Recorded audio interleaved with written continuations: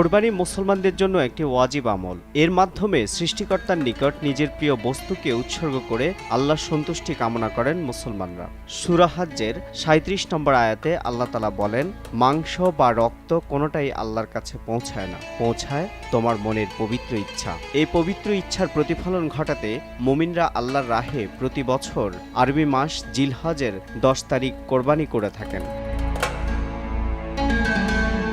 কোরবানির এই বিধান আর্থিকভাবে সামর্থ্যবান মুসলমানদের জন্য ওয়াজিব। তবে এই বিধান মুহাম্মদ সাল্লাল্লাহু আলাইহি সাল্লামের পূর্ববর্তী নবী হযরত ইব্রাহিম আলাইহিসসালাম এর সময় থেকে মুসলমানদের মধ্যে চলে আসছে। ফিকহি মাসালা থেকে জানা যায়, যারা জিলহজ মাসের ১০, ১১ ও ১২ তারিখের নিজেদের নিত্য প্রয়োজনীয় খরচ ব্যতীত অতিরিক্ত ৫.৫ তোলা রূপা বা ৭.৫ তোলা স্বর্ণ বা এর সমমূল্যের মালিক হয়, তাহলে তাদের উপর কোরবানি করা আবশ্যক।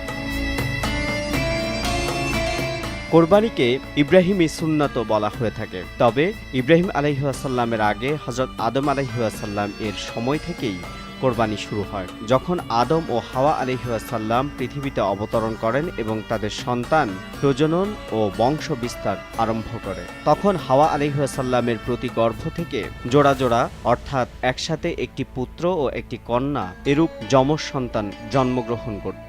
তখন ভাই বোন ছাড়া আদম আলাইহিসসালাম এর আর কোনো সন্তান ছিল না। অথচ ভাই বোন পরস্পর বিবাহ বন্ধনে আবদ্ধ হতে পারে না। তাই আল্লাহ তাআলা উপস্থিত প্রয়োজনের খাতিরে আদম আলাইহিসসালামের শরীয়তে বিশেষভাবে এই নির্দেশ জারি করেন যে একই গর্ভ থেকে যে যমজ পুত্র ও কন্যা জন্মগ্রহণ করবে তারা পরস্পর সহোদর ভাই বোন হিসেবে গণ্য হবে। তাদের মধ্যে বৈবাহিক সম্পর্ক হারাম, কিন্তু পরবর্তী গর্ভ থেকে জন্মগ্রহণকারী পুত্রের জন্য প্রথম গর্ভ থেকে জন্মগ্রহণকারিণী কন্যা সহোদরা বোন হিসেবে গণ্য হবে না। তাদের মধ্যে পরস্পর বিবাহ বন্ধনে আবদ্ধ হওয়া বৈধ।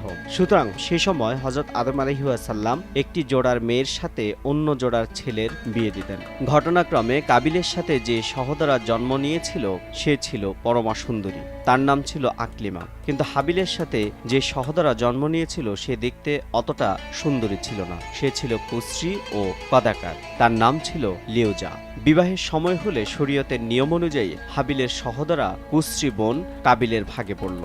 ফলে আদম আলাইহিসসালাম তৎকালীন শরীয়তের আইনের পরিপ্রেক্ষিতে কাবিলের আবদার প্রত্যাখ্যান করলেন এবং তাকে তার নির্দেশ মানতে বললেন, কিন্তু সে মানল না।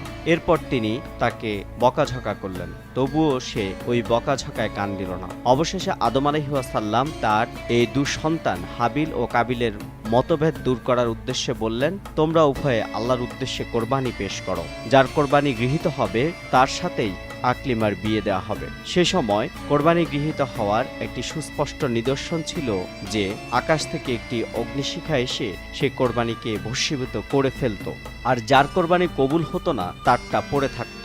যা হোক, তাদের কোরবানির পদ্ধতি সম্পর্কে যা জানা যায় তা হলো কাবিল ছিল চাষি, তাই তিনি গমের শীষ থেকে ভালো ভালো ফসলগুলো বের করে নিয়ে বাজে ফসলগুলোর একটি আঁটি কোরবানির জন্য পেশ করলো। আর হাবিল ছিল পশুপালনকারী, আর তাই সে জন্তুর মধ্য থেকে সবচেয়ে সেরা একটি দুম্বা কোরবানির জন্য পেশ করলো। এরপর নিয়ম অনুযায়ী আকাশ থেকে অগ্নিশিখা এসে হাবিলের কোরবানিটি ভস্মীভূত করে দিল, আর কাবিলের কোরবানি যথাস্থানেই পড়ে থাকলো।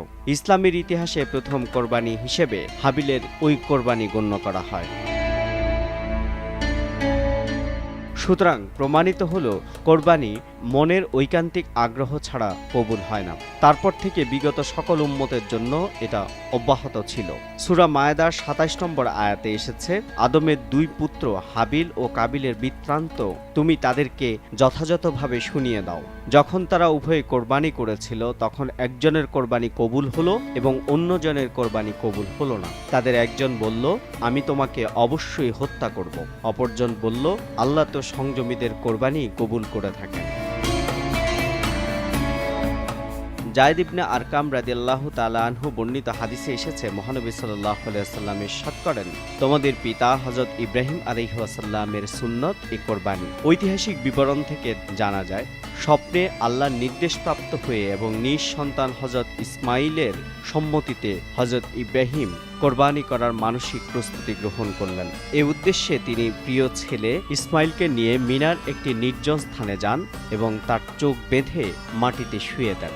তারপর কোরবানি করার জন্য ছেলের গলায় ছুরি চালান, কিন্তু আল্লাহ তার নির্দেশ পালনের প্রতি পিতা এবং পুত্রের অপরিসীম ত্যাগ স্বীকারে খুশি হন এবং হযরত ইসমাইলকে রক্ষা করেন। আর আল্লাহর তরফ থেকে পাঠানো একটি মেষকে কিংবা দুম্বাকে হযরত ইসমাইলের পরিবর্তে কোরবানি করা হয়।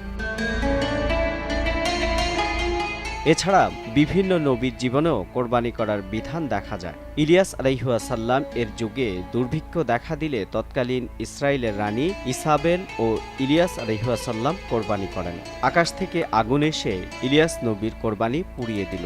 তৎক্ষণাৎ ওই অঞ্চলের দুর্ভিক্ষ চলে গেল, বৃষ্টি নেমে এলো এবং পৌত্তলিক রানী ইসাবেল এর ক্ষমতার পতন হলো। এছাড়া হযরত নূহ আলাইহিসসালাম মহাপ্লাবনের পর জাহাজ থেকে মহান রবের উদ্দেশ্যে শুকরানা কোরবানি করেন। হযরত মুসা আলাইহিসসালাম এর লোহিত সাগর পাড়ি দেবার ঘটনার পর থেকে ঈদুল ফিসাক পালন করত ইহুদিরা এবং এখনো করে। মিশর থেকে মুক্তির কথা স্মরণ করে আল্লাহ তাদেরকে কোরবানি করতে বলেছিলেন, তবে মুসলিমদের মতো করে এখন ইহুদিরা কোরবানি পালন করে না। বর্তমান প্রচলিত কোরবানি হযরত ইব্রাহিম আলাইহিসসালামের ঐতিহাসিক ত্যাগের মহান দিনটির কথা স্মরণ করেই পালন করা হয়। মহান আল্লাহর নিকট এই কোরবানি ছিল অধিক পছন্দনীয়, তাই সমগ্র মুসলিম জাতির সামর্থ্যবানদের জন্য কোরবানিকে ওয়াজিব করে দিয়েছেন। এ থেকে পশু কোরবানির প্রচলন শুরু হয় এবং ইব্রাহিম আলাইহিসসালামের সুন্নাত হিসেবে নবী কোরবানির বিধান উম্মতের জন্য পালনীয় হিসাবে শুরু করেন। ইসলামী বিশেষজ্ঞরা বলেন, কোরবানির ঘটনায় হযরত ইব্রাহিম আলাইহিসসালাম আল্লাহ তাআলার প্রতি আনুগত্যের যে উপমা পেশ করেছেন, মহান আল্লাহ মিল্লাতে ইব্রাহিমের জন্য ওয়াজিব ইবাদত হিসাবে স্মরণীয় করে রাখলেন। হযরত ইব্রাহিম আলাইহিসসালামের বন্ধুত্ব মহান আল্লাহর প্রতি কত গভীর ছিল তা একটু চিন্তা করলে বোঝা যায়। হযরত ইসমাইল আলাইহিসসালাম যখন চলাফেরা করার বয়সে উপনীত হলেন তখন প্রায় ১০০ বছরের বৃদ্ধ হযরত ইব্রাহিম আলাইহিসসালাম। তখন তিনি আল্লাহ তাআলার পরীক্ষার সম্মুখীন হয়েছিলেন। সেই সময় মিনা প্রান্তরে প্রাণাধিক প্রিয় সন্তানকে কোরবানির নির্দেশ পালন করেছিলেন। আল্লাহর বিধান বাস্তবায়নে তার মানসিকতা আল্লাহর কাছে কবুল হয়েছিল, যা আজও মুসলিম উম্মাহ প্রতি বছর জিলহজ মাসের ১০ থেকে ১২ তারিখ এই ৩ দিনে যে কোনো একদিন পালন করে থাকেন। আল্লাহ তাআলা মুসলিম উম্মাহকে লোক দেখানোর জন্য কোরবানি নয়, বরং পশু জবাইয়ের মাধ্যমে আল্লাহর সন্তুষ্টি অর্জনে মনের পশু ও আমিত্বকে জবাই করার এক অনন্য সুযোগ। কোরবানি হোক নিজেকে তাকওয়াবান হিসেবে তৈরি করার মাধ্যম। এমআর আমিন, সময় সংবাদ।